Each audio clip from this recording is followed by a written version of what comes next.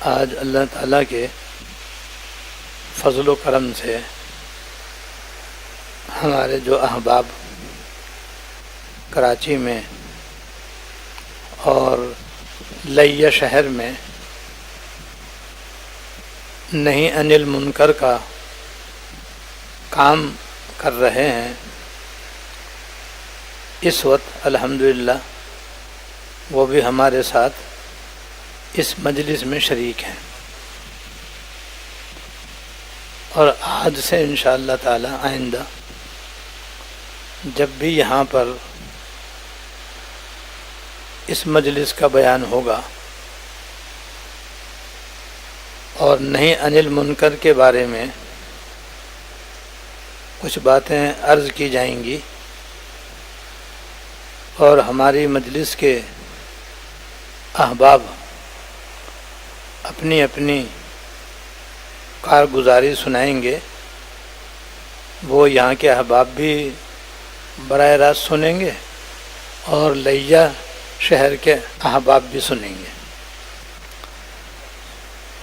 یہ انتظام اللہ تعالیٰ نے اپنے فضل و کرم سے بھائی سلیم صاحب کے ذریعے کرایا ہے، اللہ تعالیٰ اسے قبول فرمائے اور ہم سب کے لیے اور سب مسلمانوں کے لیے اس کو نافع اور مفید بنائے۔ میں شروع میں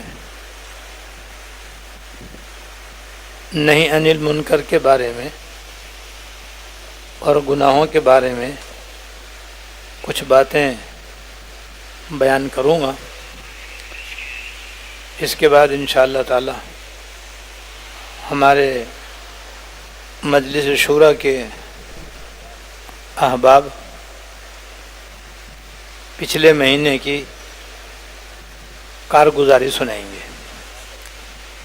اس کے بعد پھر انشاءاللہ تعالی دعا ہوگی۔ یاد رکھنا چاہیے ایمان لانے کے بعد ہمارے دین کا ایک لحاظ سے سارا خلاصہ دو باتیں ہیں: اوامر کو بجا لانا اور نواہی سے پرہیز کرنا۔ اوامر کو بجا لانا اور نواہی سے پرہیز کرنا۔ اوامر امر کی جمع ہے، امر کہتے ہیں حکم کو، یعنی اللہ جل شانہ نے ایمان کے بعد مسلمانوں کو اور ایمانداروں کو بہت سے کاموں کے کرنے کا حکم دیا ہے، بہت سے کاموں کے کرنے کا حکم دیا ہے، جیسے نماز پڑھنے کا حکم دیا ہے، روزہ رکھنے کا حکم دیا ہے، زکوٰۃ دینے کا حکم دیا ہے، حج کرنے کا حکم دیا ہے، جہاد کرنے کا حکم دیا ہے، تبلیغ کرنے کا حکم دیا ہے، صلہ رحمی کرنے کا حکم دیا ہے، صبر کرنے کا حکم دیا ہے، شکر کرنے کا حکم دیا ہے، زہد اختیار کرنے کا حکم دیا ہے، مدد کرنے کا حکم دیا ہے، اچھا سلوک کرنے کا حکم دیا ہے۔ ان تمام کو اوامر کہتے ہیں۔ ان سب پر اپنے اپنے موقع پر عمل کرنا اللہ تعالیٰ کا حکم بجا لانا ہے، اور حکم بجا لانے کو اوامر کہتے ہیں۔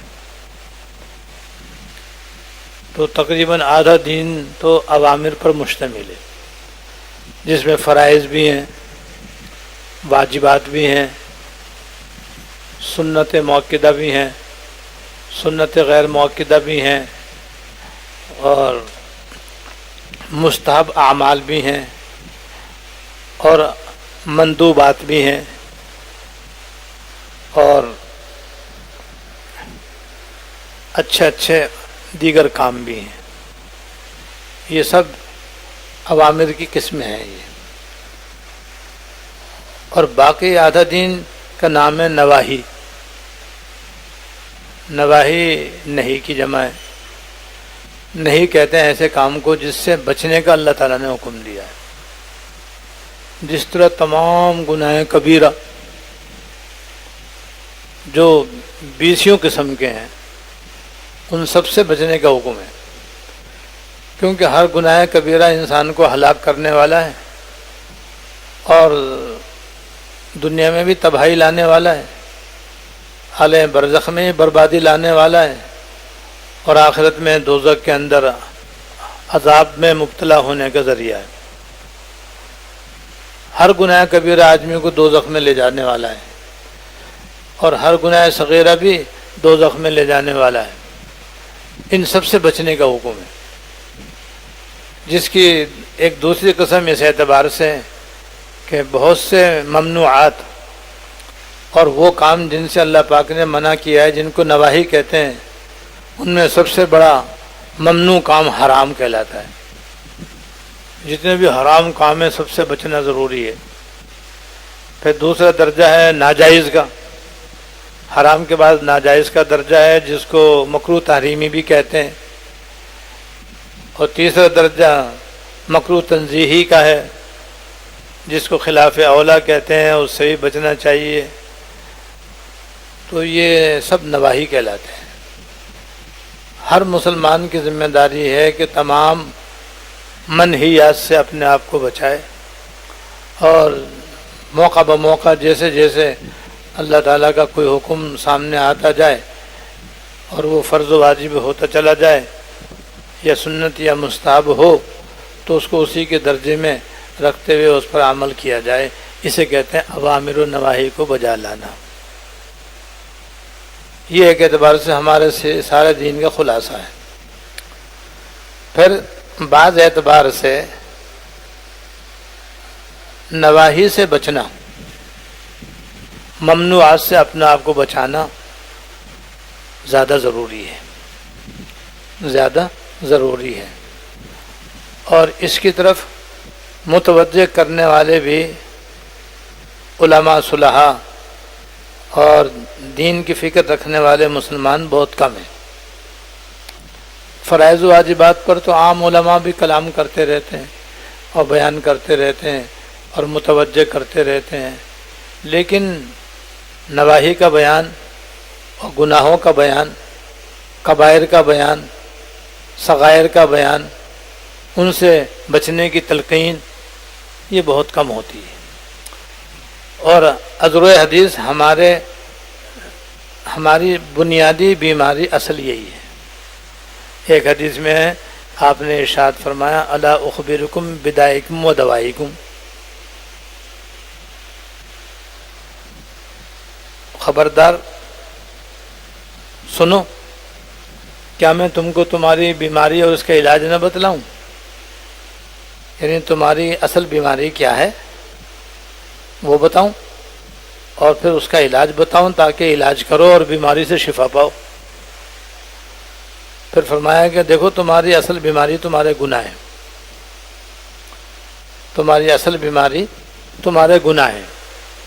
یعنی اس دنیا میں جو بھی تکلیف آتی ہے، جو بھی بیماری یا پریشانی آتی ہے، جو بے قراری بے چینی آتی ہے، حادثات و سانحات رونما ہوتے ہیں، طرح طرح کی تکلیفیں پیش آتی ہیں، ان کی اصل وجہ تمہارے گناہ ہے۔ دنیا میں بھی ان گناہوں کا یہ اثر ہوتا ہے، اور مرنے کے بعد عالم برزخ میں بھی یہ سارا عذاب گناہوں کی وجہ سے ہوتا ہے، اور آخرت میں بھی جو عذاب ہوگا وہ گناہوں کی وجہ سے ہوگا، اور ان کی تفصیل قرآن و حدیث میں موجود ہے۔ تو تمہارا اصل مرض اور تمہاری اصل بیماری دراصل تمہارے گناہ ہیں۔ اور پھر فرمایا اس کا علاج ہے توبہ، اس کا علاج ہے توبہ، یعنی توبہ کرو اور گناہوں سے بچو۔ جتنے تم اپنے آپ کو گناہوں سے بچاؤ گے اسی قدر عافیت میں آ جاؤ گے، اسی قدر راحت میں آ جاؤ گے، اسی قدر سکون میں آ جاؤ گے۔ دنیا میں بھی تمہیں عزت ملے گی، دنیا میں بھی تم کو راحت ملے گی، دنیا میں بھی تمہاری حفاظت ہوگی، اور تمہارے کاموں میں برکت ہوگی، تمہاری روزی میں برکت ہوگی، اور قدم قدم پہ اللہ تعالیٰ کی مدد ہوگی، اور دنیا میں بھی تم سر بلند ہوگے، اور جب دنیا میں ہوگے تو ساتھ ساتھ آخرت میں بھی تمہاری یہ سر بلندی ہے آخرت میں اللہ تعالیٰ نے ایسے بندوں کے لیے فرمایا ہے الا ان اولیاء اللہ لا خوف علیہم ولا هم یحزنون۔ سن لو، جو اللہ کے دوست ہیں، اللہ تعالیٰ کے دوست وہ ہیں جو گناہوں سے بچنے والے ہیں، اوامر کو بجا لانے والے ہیں، نواہی سے اپنے آپ کو بچانے والے ہیں، چھوٹے بڑے گناہوں سے اپنے آپ کو بچاتے ہیں، غلطی ہو جاتی تو صدق دل سے توبہ کر لیتے ہیں، وہ اللہ تعالیٰ کے اولیاء کہلاتے ہیں۔ پھر ان کے بارے میں فرمایا لا خوف علیہم ولا هم یحزنون، انہیں کوئی غم اور کوئی رنج نہیں ہوگا، کوئی ڈر اور کوئی خوف نہیں ہوگا، وہ آخرت کے اندر بالکل بے غم اور پرسکون اور پر راحت ہوں گے۔ یہ آخرت میں اس گناہوں سے بچنے کا فائدہ ظاہر ہوگا۔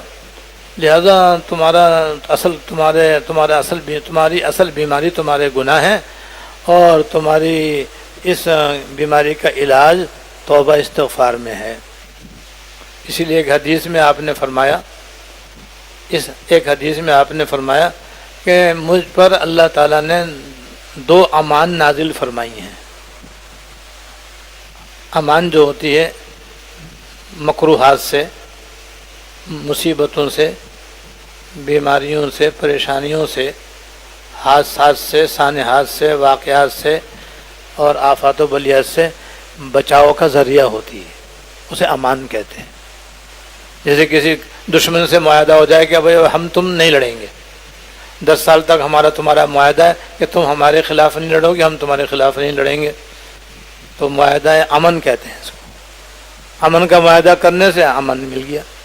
اب یہاں کے لوگ ادھر جائیں، ادھر کے لوگ ادھر آئیں، کیونکہ معاہدہ ہو گیا کہ اب ہم ایک دوسرے سے نہیں لڑیں گے اور ایک دوسرے کو تکلیف نہیں پہنچائیں گے، تکلیف دور ہو گئی، امن و امان ہو گیا بھائی۔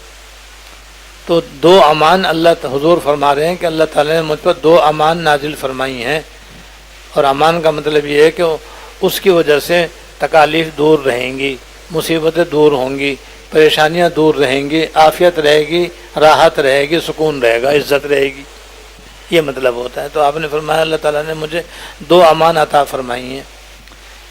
ایک امان تو میری ذات ہے کہ اللہ تعالیٰ نے مجھ کو عذاب سے بچنے کے لیے امان بنایا ہے، جس کا ذکر اللہ تعالیٰ نے خود قرآن شریف میں فرمایا ہے۔ قرآن کریم میں کافروں نے حضور سے یہ کہا تھا کہ یا اللہ اگر یہ جو دین لے کر کے آئے ہیں، حضور جو دین اسلام لے کر کے آئے ہیں، اگر یہ آپ کے نزدیک برحق ہے تو ہم پہ عذاب نازل کر دے۔ یعنی اس قدر وہ ضدی اور ہٹ درم تھے کہ دین اسلام کے برحق ہونے کی صورت میں بھی اللہ تعالیٰ سے عذاب مانگ رہے تھے کہ اگر یہ دین جو آپ حضور لے کر کے آئے ہیں یا اللہ یہ اگر آپ کے نزدیک سچا ہے اور برحق ہے تو بس آپ ہمیں عذاب دے دیجیے، ہمیں مار دیجیے۔ یہ انہوں نے سوال کیا اور درخواست کی۔ اللہ تعالیٰ نے فرمایا کہ وما کان اللہ تعالیٰ تم کو عذاب نہیں دیں گے جب تک آپ ان کے اندر موجود ہیں، جب تک آپ ان کے اندر موجود ہیں اللہ تعالیٰ اپنا عذاب نازل نہیں کریں گے۔ حضور کو فرما رہے ہیں اللہ تعالیٰ کہ جب تک آپ ان کے اندر موجود ہیں ہمارا عذاب نہیں آئے گا، کیونکہ ہم نے آپ کو رحمت للعالمین بنایا ہے۔ اب رحمت للعالمین کی ہوتے ہوئے کیسے عذاب آ سکتا ہے؟ تو ایک تو حضور کی ذات گرامی جو ہے وہ امان ہے کہ آپ کی جب تک دنیا میں آپ تشریف فرما تھے آپ کی زندگی میں عذاب نہیں آ سکتا تھا، نہ آیا۔ تو ایک امان تو حضور کی ذات گرامی ہو گئی، اور دوسری امان اللہ تعالیٰ نے جو نازل فرمائی ہے حضور کے لیے، آپ فرماتے ہیں وہ میں تم قیامت تک تمہارے اندر چھوڑ کے جاؤں گا، اور وہ ہے استغفار، توبہ استغفار، کہ جب تک تم توبہ استغفار کرتے رہو گے، یعنی دل سے سچی توبہ کرتے رہو گے اور استغفار کرتے رہو گے، تو جب تک تم استغفار کرتے رہو گے تم پر عذاب نہیں آئے گا۔ وَهُمْ يَسْتَغْفِرُونَ اللہ تعالیٰ نے قرآن شریف میں فرمایا وَمَا كَانَ اللَّهُ مُعَذِّبَهُمْ وَأَنْتَ فِيهِمْ وَمَا كَانَ اللَّهُ يُعَذِّبُهُمْ وَهُمْ يَسْتَغْفِرُونَ، اور كما قال اللہ تعالیٰ تبارک و تعالیٰ۔ تو یہ 2 امانیں آپ نے فرمایا اللہ تعالیٰ نے مجھے عطا فرمائی ہیں۔ تو بھئی اگر غلطی سے گناہ ہو جائے تو ہمارے پاس تو امان موجود ہے، جس کو کہتے ہیں توبہ کرنا۔ اسی لیے کہا جاتا ہے کہ قیامت تک توبہ کا دروازہ کھلا ہوا ہے، قیامت تک کوئی بڑے سے بڑا گناہ بھی کر لے، یہاں تک کہ کفر و شرک سے بڑا تو کوئی گناہ ہو ہی نہیں سکتا۔ 90 برس کا کافر بھی اگر سچی توبہ کر کے ایمان لے آئے تو اللہ تعالیٰ اس کے سارے 90 سال کے گناہ معاف کر دیتے ہیں۔ ایسی زبردست چیز ہے یہ، تو یہ بھی اللہ پاک نے ہم کو دے رکھا ہے۔ لہذا یہ 2 امان ہمیں حاصل ہیں، جن میں سے ایک تو ہم سے جدا ہو گئی، وہ سرکار دو عالم صلی اللہ علیہ وسلم کی ذات گرامی ہے کہ اب آپ دنیا میں تشریف فرما نہیں ہیں، دنیا سے آپ تشریف لے گئے ہیں، لیکن دوسری امان موجود ہے جو حضور کے ارشاد کے مطابق قیامت تک کے لیے ہے، اور وہ ہے توبہ، استغفار۔ لہذا اصل کام ہمارا یہ ہونا چاہیے کہ ہم تمام گناہوں سے اپنے آپ کو بچائیں۔ جتنا اپنے آپ گناہوں سے بچائیں گے، ایک تو اس کا بڑا فائدہ یہ ہے کہ ایک حدیث میں اتق المحارم تکن عابد الناس، تم حرام کاموں سے بچو، سب سے بڑے عبادت گزار بن جاؤ گے، کیونکہ حرام سے بچنا فرض ہے، جیسے نماز فرض ہے، روزہ فرض ہے، حرام کام سے اور گناہوں سے بچنا فرض ہے، اور فرض کا ثواب آپ جانتے ہیں سب سے زیادہ ہوتا ہے، تو فرض نماز کا ثواب سب سے زیادہ ہے، فرض روزے کا ثواب بہت زیادہ ہے، ایسے حرام کاموں سے بچنے کا ثواب بہت زیادہ ہے، اور حرام کام بے شمار ہے، ان سب سے بچیں گے تو ان سب سے بچنے کا ثواب ملے گا، تو بہت ثواب ملے گا۔ ایک تو یہ اس کی فضیلت ہے، دوسرے کہ حرام کام سے بچنے سے آدمی طرح طرح کی بیماریوں سے، مصیبتوں سے، تکلیفوں سے، پریشانیوں سے بچتا ہے، قبر کے عذاب سے بچتا ہے، محشر کی تکالیف سے بچتا ہے، آخر میں دوزخ سے بچتا ہے۔ وہ اس سے بڑا کیا فائدہ ہوگا؟ لہذا اس پر ہمیں زیادہ زور دینے کی ضرورت ہے، اور ہم سب کو سب سے پہلے اپنے اوپر توجہ دینا ضروری ہے کہ ہم اپنا جائزہ لیں کہ ہم کون کون سے گناہ کبیرہ صغیرہ کر رہے ہیں، ہمارے اندر کون کون سے کبیرہ اور صغیرہ گناہ پائے جاتے ہیں کہ اس کی وجہ سے ہم پریشان ہیں اور ہم بے اطمینانی کا شکار ہیں، بے عزتی میں مبتلا ہیں، اور ہمارے مسائل بڑھتے جا رہے ہیں، حل نہیں ہو رہے۔ یہ ہمارے گناہوں کی وجہ سے ہمارے ساتھ ہو رہا ہے۔ لہذا سب سے پہلے ہم اپنی ذات پر توجہ دیں، اور ذات پہ توجہ دے کر کے جن گناہوں میں ہم مبتلا ہیں ان سے توبہ کر کے آئندہ بچیں۔ پھر اپنے گھر والوں پر توجہ دیں، ان کے اوپر بھی نظر کریں کہ وہ کون کون سے گناہ کر رہے ہیں، اگر وہ گناہ کچھ کر رہے ہیں تو ان کو بھی پیار سے، توجہ سے، دھیان سے ان کو بھی منع کریں، اور ان کو گناہوں سے بچنے کی تاکید اور تلقین کریں۔ اس کے بعد پھر ہم اپنے گھر سے باہر اپنے دوسرے مسلمان بھائیوں کو دیکھیں کہ وہ جن گناہوں میں مبتلا ہیں ان پر انہیں متوجہ کریں، اور اگر ان کے گناہ نظر نہ آئیں تو نہ صحیح، لیکن ہم اس بات کا اہتمام کریں کہ جہاں بھی جائیں ہم کسی نہ کسی گناہ کا تذکرہ کریں، تاکہ جن مسلمانوں کو گناہوں کا علم نہیں ہے انہیں علم ہو جائے، اور آج علم ہو جائے کل انشاءاللہ بچیں گے بھی، اور جن کو علم نہیں ہے اور گناہ کر رہے ہیں تو انہیں بھی پتہ چل جائے اور وہ اس گناہ کو چھوڑ دیں، اور جو گناہ نہیں کر رہے وہ گناہ سن کر سمجھ کر آئندہ اس سے اپنے آپ کو بچائیں۔ یہ زبردست فائدہ ہے، اور یہ کام بہت کم ہو رہا ہے، علماء بھی کم کر رہے ہیں اور دعوت دینے والے بھی کم کر رہے ہیں۔ اس لیے اللہ تعالیٰ نے ہمارے احباب کے اندر یہ فکر ڈالی ہے کہ وہ اس طرح متوجہ ہو رہے ہیں کہ بھئی نہیں انل منکر کرنا چاہیے، گناہ کی باتوں سے منع کرنا چاہیے، گناہ کی باتوں سے منع کرنے کا نام نہیں انل منکر ہے، اچھی باتوں کے حکم دینے کا نام امر بالمعروف ہے، اور گناہوں سے بچنے کی تلقین کرنے کو نہیں انل منکر کہتے ہیں۔ تو نہیں انل منکر جیسے گناہوں سے بچنا زیادہ ضروری ہے، ایسے نہیں انل منکر کرنا بھی زیادہ ضروری ہے۔ لہذا اللہ کا شکر ہے کہ ہمارے اس مجلس کے شورا کے احباب یہاں جمع ہیں، اور وہ ہر مہینے جمع ہوتے ہیں، اور جمع ہو کر کے اپنی کارگزاری سناتے ہیں، اور لیہ شہر میں بھی الحمدللہ یہ کام شروع ہو چکا ہے، اور وہاں بھائی بابر علی صاحب نے یہ کام شروع کیا ہوا ہے، اور وہاں بھی ماشاءاللہ شورا کے احباب جمع ہیں، وہ بھی آخر میں انشاءاللہ تعالی یہاں کی کارگزاری سنیں گے، پھر اسی طرح وہ بھی اپنی ماہانہ کارگزاری ایک دوسرے کو سنائیں گے۔ اس سے فائدہ یہ ہوتا ہے کہ پتہ چلتا ہے کہ یہ کام کتنا ہوا، اور یہی پتہ چلتا ہے کہ صحیح ہوا یا غلط ہوا، یہی پتہ چلتا ہے کم ہوا یا زیادہ ہوا۔ یہ مقصد ہے اس کا، تاکہ اگر اس میں کوئی بات قابل اصلاح ہو تو باہمی مشورے سے اس کی اصلاح ہو جائے۔ اور یہ کام پھر میں دوبارہ کہتا ہوں کہ ہمیں اپنی ذات سے شروع کرنا ہے. امر بالمعروف بھی اپنی ذات سے اور نہی عن المنکر بھی اپنی ذات سے، پھر اپنے گھر والوں کی طرف سے، پھر باہر والوں کے لیے. اس طرح سے ہم اس کام کو لے کر چلیں اور زیادہ سے زیادہ اس کام کو پھیلائیں. الحمدللہ اب تو اللہ پاک نے اپنے فضل سے گناہوں پر بہت سی کتابیں بھی لکھوا دی ہیں اور لکھ گئی ہیں، وہ چھپی ہوئی ہیں، موجود ہیں. جیسے گانا سننا اور سنانا، غیبت ایک سنگین گناہ ہے. اور ایک ابھی نئی کتاب آئی ہے لعنت والے گناہ، اس میں 40 ایسے گناہ جمع ہیں جن پر قرآن و حدیث کے اندر لعنت آئی ہے. اب لعنت والا کام مسلمان کرے گا تو پھر کیسے اللہ تعالیٰ کی رحمت آئے گی اور کیسے اللہ تعالیٰ کی رحمت کا مستحق ہوگا؟ تو یہ کتابیں بھی الحمدللہ موجود ہیں. بس اب ہمارا کام تو پکی پکائی روٹی کھانا ہے، یا دوسرے لفظوں میں ملائی چاٹنا ہے. مکھن تو آ گیا، ملائی تو اب دودھ کے اوپر آ چکی ہے، اب اسے اتار کر کھانا باقی ہے. یعنی اب کتابیں بھی اللہ پاک نے لکھوا دی، بس اب ان کتابوں کو لے لیں اور خود بھی مطالعہ کر کے اپنے آپ کو گناہوں سے پاک کریں اور اپنے گھر والوں کو بھی سنا کر ان کو بھی گناہوں سے پاک کریں اور بچنے کی تاکید کریں. اور پھر اپنے باہر کے مسلمانوں کے ساتھ بھی جہاں اور جب جتنا موقع ملے ان کے سامنے گناہوں کو تھوڑا تھوڑا سنائیں اور سنانے کے بعد ان کو اس سے بچنے کی تلقین کریں. بھئی یہ اس مجلس کا بنیادی مقصد ہے.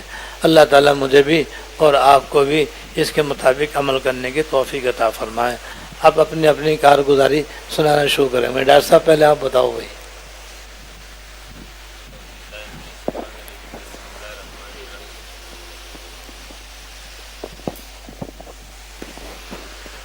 الحمدللہ ویسے تو یہ سال جنوری سے لے کے تقریباً ہر مہینے میں 10، 12 اور 15 مساجد ہیں، اور اس سے جو پہلے مہینے تھا اس میں تھوڑا کام کم ہوا تو 3 مساجد ہوئے.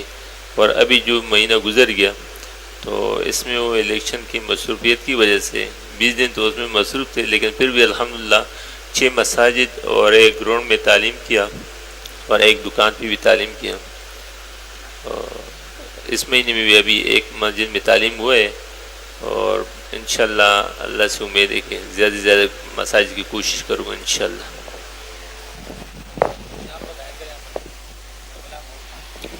السلام علیکم ورحمۃ اللہ وبرکاتہ.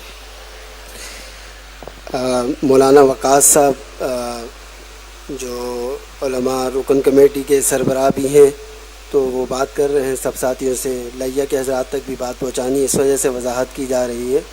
تو اس مہینے چونکہ ہمارے اجتماعی کام جن موقعوں کے اندر تھا اس میں بارش وغیرہ بھی ہوئی، لیکن اس کے باوجود بھی ساتھیوں نے کچھ ہمت دکھائی ہے. ان میں میرا یہ ہے کہ میں نے ایک ممبر بیان کیا ہے اور ایک مدرسے میں تعلیم کی تھی اور ایک گھر کے اندر محرمات کے اندر بھی اس تعلیم کو کی، اور ایک جگہ فوتگی پر جانا ہوا تھا تو وہاں پر عموماً یہ گناہ عام ہے کہ لوگ ہاتھ اٹھا کر بار بار دعائیں کرتے ہیں، تو اس بات سے وہاں ترغیب چلائی کہ یہ گناہ نہ کیا جائے، تو اس پر کچھ منٹ بات کی. تو یہ اس مہینے کی کارگزاری ہے. انشاءاللہ آگے بھی ارادہ ہے کہ کام کیا جائے. السلام علیکم. میرا نام شہزاد اقبال ہے اور اس دفعہ اپنے مدرسے میں طلباء سے کافی تعلیم کری تقریباً روزانہ کی بنیاد پر، اور پھر مدرسے کے اطراف میں جو ساتھی باہر بیٹھتے ہیں، دکانوں میں بیٹھتے ہیں، چوراہوں پر بیٹھتے ہیں، ان سے بھی کافی دیر تک اس حوالے سے بات چیت کری ہے، اور کافی ساتھیوں نے نماز کا انشاءاللہ ارادہ کیا ہے کہ نماز پڑھنے آئیں گے انشاءاللہ اور گناہوں سے بچیں گے. السلام علیکم ورحمۃ اللہ. میرا نام سیف اللہ ہے اور الحمدللہ 2 ممبر بیان ہوئے ہیں اور اس کے علاوہ مدرسے میں بھی تعلیم ہوئی ہے انشاءاللہ. اور یہ جو الیکشن کے دوران میں اکثر جو کمپین وغیرہ چلتے تھے اس میں گانے اور ڈول وغیرہ یہ چیزیں بہت زیادہ ہوتی تھی، تو اس پر بھی الحمدللہ بہت سارے جگہوں پر موقع ملا اور اس منحیات سے بھی لوگوں کو روکنے کی تعلیم کی ہے انشاءاللہ.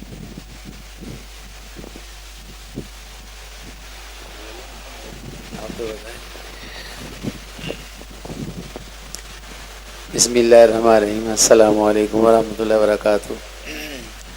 قاری اختر علی نائب امیر صاحب، زیادہ وضاحت تو مولانا وقاص صاحب نے کی ہے کہ اس مہینے میں بارشوں کی وجہ سے ہمارا کام متاثر ہوا. الحمدللہ پھر بھی ہمارے محلے میں ایک شادی تھی، تو وہ شادی میں جو ہے وہ ان کو دعوت دینے کا موقع مل گیا کہ وہ ڈھول باجوں کے ساتھ آ گئے اور ناچنا شروع کر دیا.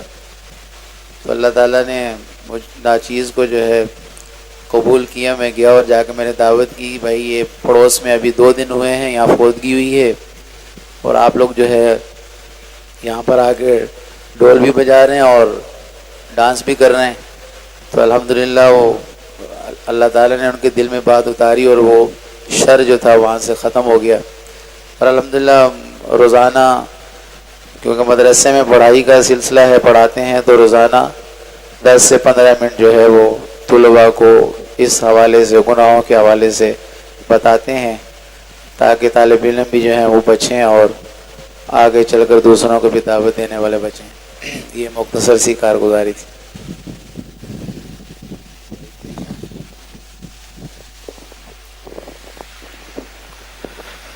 یہ الحمدللہ ہماری شورا کی یہ مختصر سی کارگزاری ہے. بات یہ ہے کہ کام تھوڑا ہو یا زیادہ اللہ تعالیٰ کمی بیشی کو نہیں دیکھتے، اخلاص اور دلوں کو دیکھتے ہیں.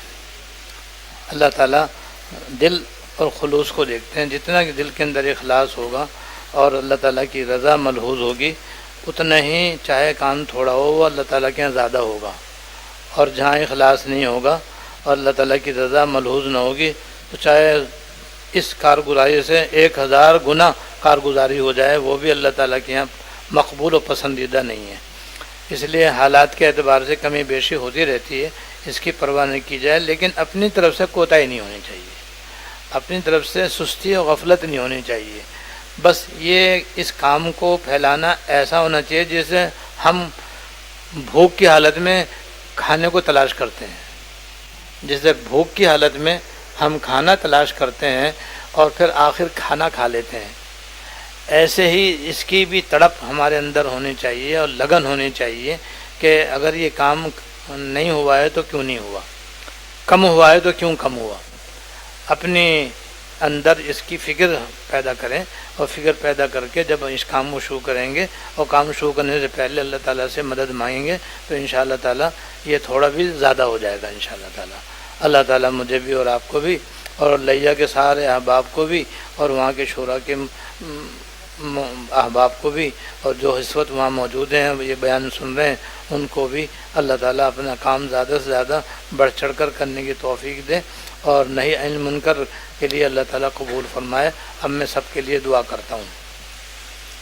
اللہم لک الحمد لا نحصی ثناء علیک انت کما اثنیت علی نفسک. اللہم لک الحمد لا نحصی ثناء علیک انت کما اثنیت علی نفسک. اللہم صل علی سیدنا مولانا محمد وعلی آل سیدنا مولانا محمد وبارک وسلم.